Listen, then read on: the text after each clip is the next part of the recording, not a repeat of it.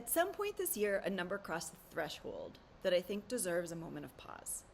The Cabells Predatory Reports database, one of the most comprehensive tracking tools we have, just cataloged its 20,000th predatory journal. 20,274 to be precise, as of January 30th of this year, 2026. That number's grown by over 300% since 2017. I want to talk about what that means for you as a researcher making a submission decision, and I want to give you a framework for doing that well. Just because Google it is not enough anymore. Hi, I'm Jessica Deal, academic writing coach and published researcher. Today I'm talking about what predatory actually means. It's not the same as low prestige, and why early career researchers and English foreign language researchers are disproportionately targeted. I'm also going to talk about the red flags that should stop you from submitting and give you a 5-step verification workflow using free tools. Let's talk about why some publishers exist in a gray zone and how to think about them, and finally talk about how to find journals that are actually the right fit for your paper. Okay, so if you've been in research longer than 6 months, you've received this email. It's flattering, it's vague, and it lands in your inbox from a journal you've never heard of. It feels exciting for about 30 seconds.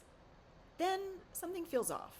Maybe the syntax is slightly wrong, maybe the scope is impossibly broad, all fields of science. Maybe it promises peer review in 48 hours. Listen to that uneasy feeling.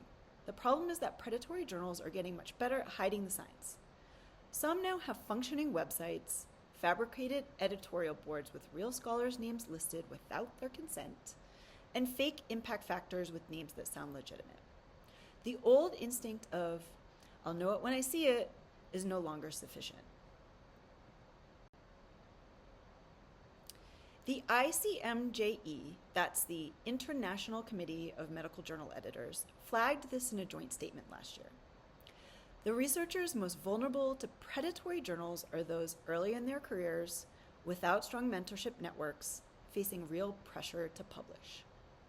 I'd add to that list researchers writing in English as an additional language, who may be less confident in evaluating the credibility of an English language journal, and researchers at institutions in countries where predatory publishing is geographically concentrated. This is not an individual flaw. This is a structural problem.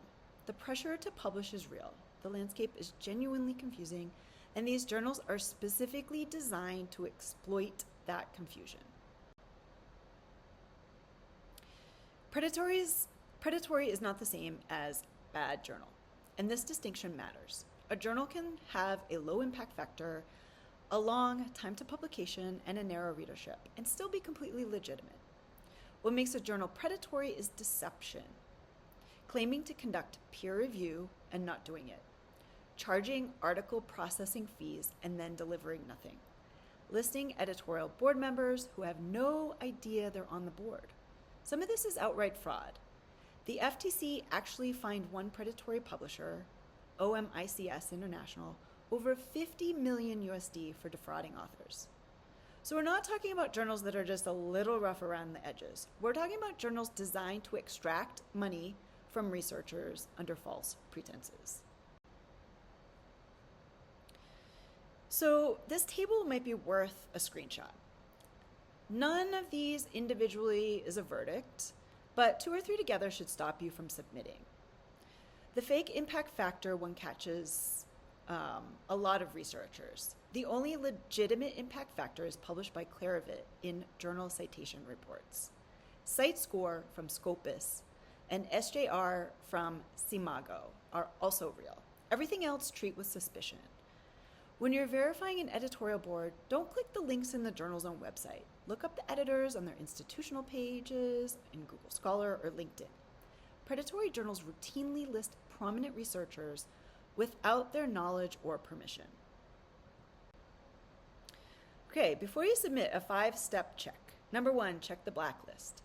Number 2, check the whitelist.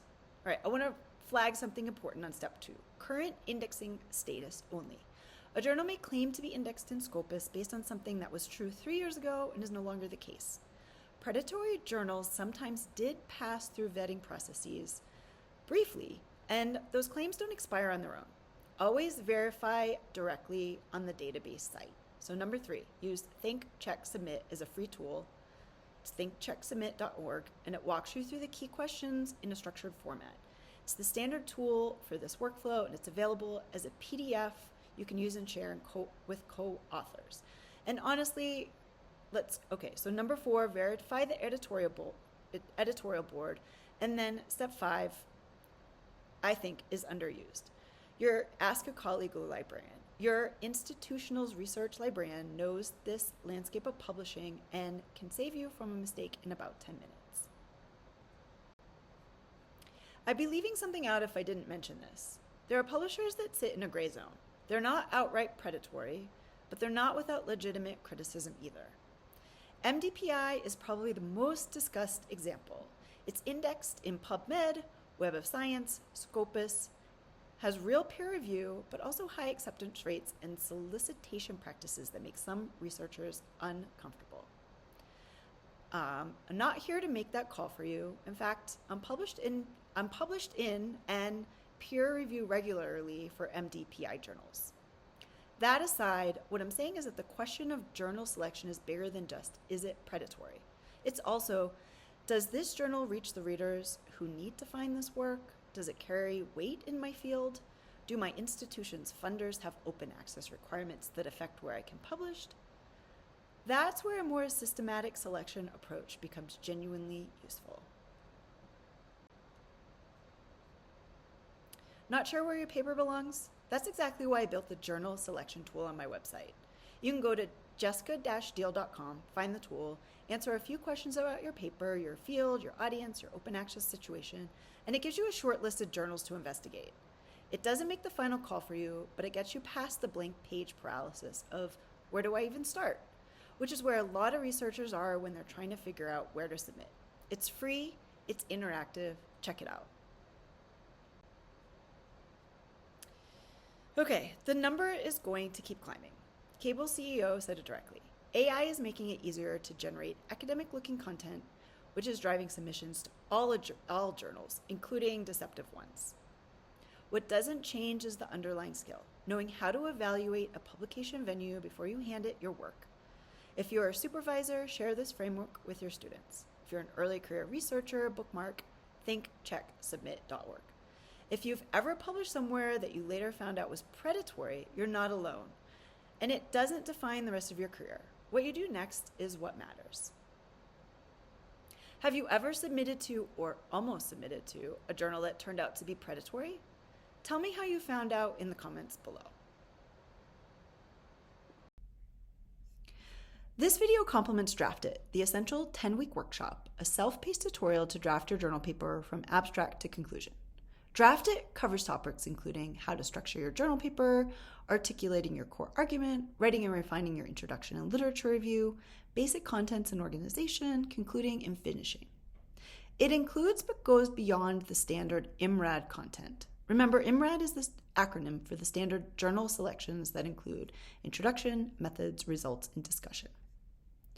Draft It helps you tackle the two most fundamental, essential, critical elements of what elevate a research report into a publishable journal paper: a clearly articulated core argument and the structure that supports your entire paper. So if you're ready to publish it, register for Draft It. Register for the self-paced course and you'll have unlimited access so you can start anytime, now, next month, or next year. Find the link in my bio. Thank you for watching this video. Check out my other videos on publishing your research in a peer-reviewed journal paper. Be sure to subscribe as I upload new content monthly.